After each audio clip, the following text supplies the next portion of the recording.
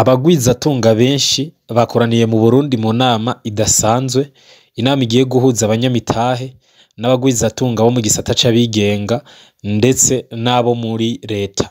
Iyo nama yoba iduhishiye iki? Inyuma y'iyo nama twitegeye iki? Ko abanyamitahe bavuye mu bihugu bitandukanye bari ngaha mu Burundi, kandi umukuru w'igihugu akaba agiye kurongora iyo nama idasanzwe iza guhuza abavuye mu bihugu vyo muri Europe, Iburaya, ndetse n'abavuye muri Afrika n'ahandi hose kw'isi, baza guhura n'abagwizatunga bo mu Burundi kugira ngo bigire hamwe ibisata boshiramwo amafaranga, ibisata boshiramwo imitahe kugira ngo bateze imbere Uburundi. Morning Burundi, Uburundi burakeye. Mwaramutse neza abakunzi ba Morning Burundi, turabahaye ikaze muri burakeye yo kuri uyu wa kane, aho tugiye kugaruka ku makuru yazindutse haravugwa hano mu Burundi ndetse no mu makungu. Amakuru tukaba tugiye kuyatangurira ku nama idasanzwe, ihuriro rigiye guhuza abagwizatunga, abanyamitahe ndetse n'abandi bakorera mu gisata c'ubutunzi, haba mu bigenga ndetse n'abari muri leta, bagiye guhurira aho i Bujumbura kugira ngo baganire ku bisata bitandukanye Uburundi bufise, bashobora gushiramwo amafaranga ndetse bakugururamwo amashirahamwe canke bagatanguza ibikorwa hano mu Burundi, baba abo mu mahanga ndetse n'abo ngaha mu Burundi.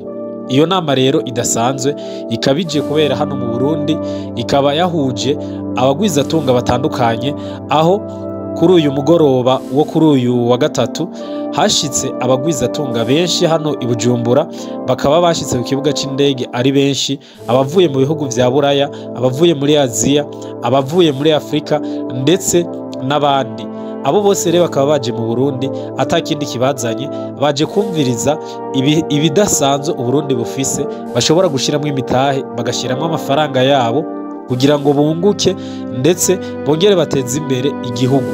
Umukuru w'igihugu akaba ariwe agiye kurongora iyo nama iza kubera i Bujumbura. Iyo nama iza kuba kuri uyu wa gatanu Munyonyo 2024, ikaba igiye guhuza abakomeye barimwo uwahoze ari umukuru w'igihugu ca Nigeria, nyakubahwa Olusegun Obasanjo, akaba yashitse kuri uyu wa kane Munyonyo 2024 azananye n'umugwi w'abagwizatunga bavuye muri Nigeria, aho baje kuganira n'abandi bagwizatunga bo mu Burundi kugira ngo bashire imitahe hano mu Burundi, bumvirize ibidasanzwe Burundi bufise. Akaba yaje yarongoye umugwi udasanzwe uje witeze kumviriza no kuraba ivyiza bidasanzwe umukuru Uburundi buza kuba bufise vyo kurata. Umukuru w'igihugu rero akaba yaraye yakiriye uwo mugenzi we yahoze ari umukuru w'igihugu, akaba yamwakiriye mu ngoro kwa Ntare, akaba yaganiriye nawe ku bijanye n'ikibazanye hano mu Burundi, ndetse arabacira ku mayange n'ivyiza bidasanzwe, na cane cane imigenderanire ihari mu vy'ubutunzi ndetse no mu vya politike hagati y'u Burundi n'igihugu ca Nigeria. Mwamenya yuko umukuru w'igihugu yaraye yakiriye kandi abagwizatunga bandi bavuye mu bihugu bitandukanye, harimwo umugwi w'abagwizatunga, umugwi waruvuye muri Uganda uje muri iyo nama idasanzwe, uje kwitabira iyo nama y'abagwizatunga. Ukaba uwo mugwi wakiriwe mu biro vy'umukuru w'igihugu, baje kuganira na Perezida nyakubahwa Evariste Ndayishimiye, aho baje kuganira nawe, bakaba baganiriye yuko boza gushira imitahe mu bijanye n'umuyagankuba ndetse n'ibijanye no guhanahana amakuru ku buhinga bwa none n'ibindi bitandukanye. Ikiganiro rero baganiriye nabo bashitsi bose kikaba kiza kubandanya uno musi kuri uyu wa gatanu Munyonyo 2024 hariya muri Agateka Hall, aho bagiye kuganira n'abandi bagwizatunga mu nama idasanzwe igiye guhuza abanyamitahe, abanyamigambi ndetse n'abandi bagwizatunga batandukanye. Iyi nama rero kakaba ari akaryo keza ku Burundi ndetse no ku bagwizatunga bo mu Burundi, abatandukanye, abanyamigambi ndetse n'abandi bariko baza bateza imbere igihugu mu bidasanzwe bariko barakora vyo kwiteza imbere no guteza imbere abandi. Ariko kandi iyi nama ni akaryo kadasanzwe no ku bandi bagwizatunga batarabo mu Burundi, bo mu bindi bihugu, kuko baje kuganira hagati yabo.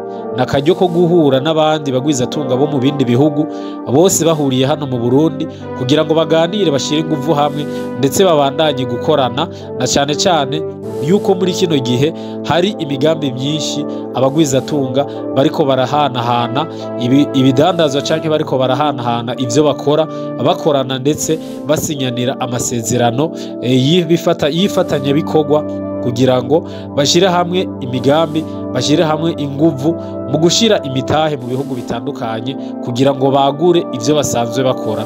Iyo nama rero ikaba iza kubahuriza ino mu Burundi ariko ikaza kuba irimwo uburyo bwinshi arakaryo ko kuronka abantu benshi bashobora gukorana nabo no kuronka isoko ryagutse.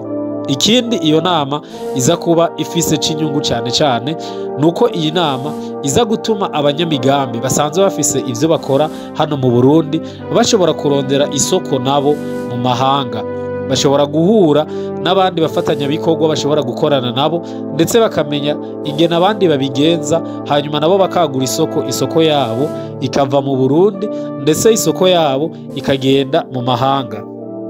Mu vyitezwe kandi yuko biza kuganirwa ko harimo igisata c'ubutare hano mu Burundi gisanzwe kirimwo inzahabu nyinshi kino gihugu ndetse hashobora kubonekamwo abanyamitahe bashobora gushiramwo amafaranga muri ico gisata hanyuma bagafashanya n'abarundi kugira ngo ico gisata gitere imbere. Hakaba kandi n'igisata ca ba mukerarugendo hano mu Burundi umukuru w'igihugu asanzwe yarahagurukiye kugira ngo agiteze imbere. Kugeza ubu rero abanyamitahe batandukanye abanyamigambi bo mu bihugu bitandukanye bakaba bagishika ku kibuga c'indege aho benshi baraye bashitse, ariko kandi muri kino gitondo hakaba hari abandi bitezwe yuko baza gushika ku kibuga c'indege mpuzamakungu Melchior Ndadaye c'i Bujumbura. Tukiri hano nyene i Bujumbura, amahoteli n'ibindi bibanza bitera umudugararo ndetse bitera aho abantu bashobora guhura bakanaryamana. Ivyo bibanza vyahagaritswe mu ntumbero yo kwikingira cakiza c'ibihara vy'inkende mpox muri komine Ntahangwa mu gisagara ca Bujumbura. Abo rero bugariwe, Musitanteri Ernest Niyonzima yafashe iyi ngingo asaba abakomiseri b'igipolisi hamwe n'abajeje intwaro gufashanya mu iyubahirizwa ry'iyi ngingo kugira ngo abasabwe kugara bugarirwe. Musitanteri akibutsa yuko imibonano mpuzabitsina iri mu bintu vya mbere iyo ngwara yicamwo kugira ngo ifate abantu benshi, aho basanga ibice birenga 70% ari abantu banduye iyo ngwara biciye mu guhuza ibitsina. Akaba ariyo mpamvu rero Musitanteri wa komine Ntahangwa yafashe iyo ngingo yo kugira ngo ibibanza cyane cyane bihuriramwo abantu kugira ngo bagende kuryama akaba ari vyo yugaye, ariko si ibibanza vyose kuko yugaye ibibanza 25 bigizwe ahanini n'amahoteli, amashengero n'amazu y'uburiro. Ariko kandi ivyo bibanza vyugawe bikaba bitaciye vyugagwa vyihuta canke vy'ikibiriraho, hakaba hagiye gufatwa ingingo ndetse bakaba bagiye kuja ku gikorwa abasabwe kubahiriza iyo ngingo canke kuraba ko iyi ngingo yubahirizwa. Tubandanirize amakuru mu gisata c'amagara y'abantu, aho mu ntara ya Rumonge haraye hahimbajwe umunsi mpuzamakungu wahariwe kurwanya ikiza ruhonyanganda sida. Ibirori vy'uwo munsi mukuru bikaba vyari vyatewe iteka kuri uyu wa kane Munyonyo 2024 n'umutambukanyi w'umukuru w'igihugu Angeline Ndayishimiye, aho yari yagendeye iyo ntara kugira ngo atere iteka ibi birori. Akaba kandi yasavye abari bari ngaho kurwanya cane kino kiza, ababicishije cane mu kwikingira no gukingira abandi mu kuja kwipimisha iki kiza hakiri kare. Agasaba yuko abantu bose bokwijukira umuco wo kwipimisha kugira ngo bamenye uko amagara yabo yifashe. Muri ivyo birori rero kuri uyo munsi umutambukanyi w'umukuru w'igihugu akaba yaboneyeho akaryo ko gutanga ingabire y'ibiribwa ndetse n'ivyambagwa canke ibindi bikoresho abantu bashobora gukoresha ku basanzwe baranduye uyu mugera bo mu ntara ya Rumonge kugira ngo bibashigikire canke bibasahirize mu buzima bwabo bwa misi yose.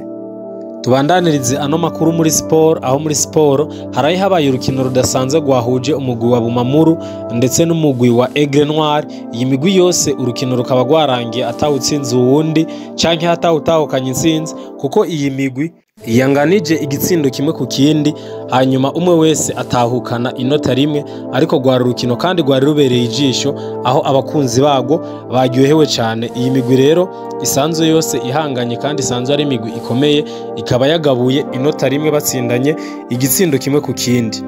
Aya makuru tuyarangirize hariya muri Korea y'Epfo. Muri Korea y'Epfo umukuru w'igihugu vyamukomeranye, Perezida Kim Son bikaba vyamukomeranye inyuma yuko afashe ingingo y'igihugu kiri mu bihe vy'intambara, kubera abanyagihugu bari bagumutse.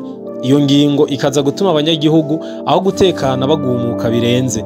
Hari kuri uyu wa kabiri aho umukuru w'igihugu ca Korea y'Epfo yafashe ingingo amaze kubona ikiganiro cyariko kibera mu nama nshingamateka ku bijanye n'amafaranga leta ya Korea y'Epfo izokoresha muri uyu mwaka ugiye kuza. Maze iki kiganiro cyariko gica ikibiriraho ku binyamakuru, haba guharira hagati y'abashigikiye ubutegetsi bwa Perezida Kim Son ndetse n'abatabushigikiye. Baza guharira abanyagihugu bavyumvise, batangura nabo guharira hagati yabo, batangura kumva umengo bariko barirengagizwa. Bimera nka kumwe vyaba muri Kenya aho ugwaruka rwa Gen Z rwagenda gutera inama nkenguzamateka, abanyagihugu bava muhira bagiye kugariza inama nkenguzamateka ikiganiro kiriko kiraba. Niho umukuru w'igihugu yafata ingingo rero y'igihugu kiri mu bihe nk'ivy'intambara, ategeka yuko ata muntu n'umwe arekuruwe kwinjira mu nama nshingamateka. Yongera ategeka yuko ibinyamakuru vyose bija mu minwe ya leta. Muri uwo mwanya abanyagihugu baca baragumuka, batera imigumuko idasanzwe. Amashare n'amabrende ibigwanisho bikomakomeye, indege za gisirikare n'abasirikare benshi bari bacungereye ahakorera inama nshingamateka, ariko abanyagihugu bararahira yuko atamushingamateka n'umwe ahava badahejeje kuvugana, kugira ngo iyo ngingo bamenye icavuyemwo, bongere bumve ico bafashe bafunditse ko inyungu z'abanyagihugu zubahirijwe. Umukuru w'igihugu rero akaba yaciye afata iyo ngingo y'igihugu kiri mu bihe nk'ivy'intambara, avuga yuko ariko arakingira igihugu abansi bashigikiwe na Korea ya ruguru mukeba wabo, canke bashigikiye ivyiyumviro vya Korea ya ruguru, aho yavuga yuko Korea ya ruguru ariyo iriko iratera akaduruvayi canke iriko iratera akavuyo muri ico gihugu ciwe. Abanyagihugu rero banse kuva mu mabarabara, ahubwo bitera biba bibi cane. Agondojwe rero afata ingingo yuko iri tegeko arikuyeho. Abanyagihugu aho gusubira inyuma ahubwo batera bagwira. Abanyagihugu bakaba basaba umukuru w'igihugu yuko yokugwa, umukuru w'igihugu yuko yotanga imihoho akava ku butegetsi, ndetse bakaba baramaze gutanga ikirego canke bakaba baramaze gutanga icanditse gisaba yuko abotora hoba amatora yo gutora ko umukuru w'igihugu abandanya canke agumaho canke aveho atange imihoho. Abanyagihugu bakaba baganguye rero basaba yuko umukuru w'igihugu yobabisa yohava kuko aya mabanga yamunaniye, bagasaba yuko hotogwa canke hoshigwaho umukuru w'igihugu w'imfata kibanza kugira ngo azotegure amatora, abanyagihugu bitorere uyundi mukuru w'igihugu.